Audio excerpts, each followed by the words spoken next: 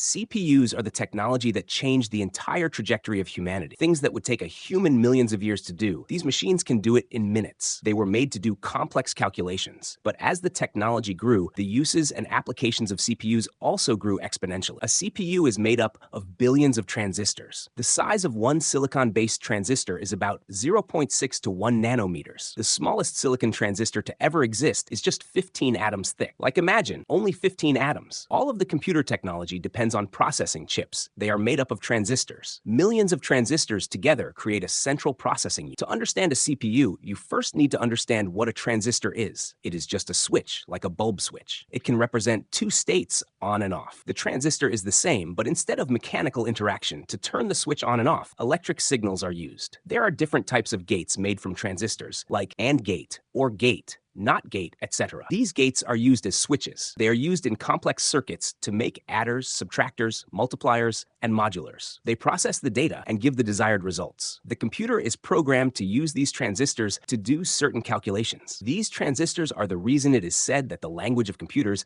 is binary zeros and ones. Let's say you try to do a calculation. You want to add 236 and 18. The instructions will be compiled by the compiler into binary digits for them to be understandable for the computer. This executable file will then be loaded into the memory. When the computer gets free from other tasks and receives the instructions of this calculation, it uses its 8-bit adder to do the calculation. After calculation, the result is stored in cache memory for urgent use afterwards if needed, and the results are displayed onto the screen. All of the other calculations from smallest to largest happen the same way. Pathway might be different, but the framework is same. The discovery of these transistors was the revolution 100 years before, but now things need to change. Technology is growing rapid, and so is the need for immense processing power. Today's processor might be enough for today's needs, but 2-3 years down the line, it won't be enough. We will need to condense more transistors in computer chips to increase the processing power. But that can't happen. The transistors are already very small, about 2-digit atomic thickness.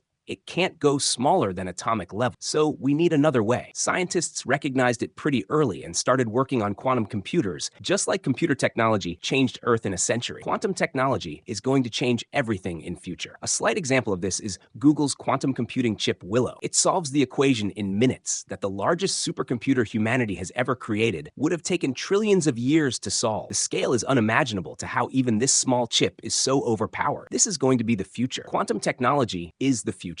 A video explaining quantum technology will be posted soon. So stay tuned, folks. And remember, every ending is a new beginning.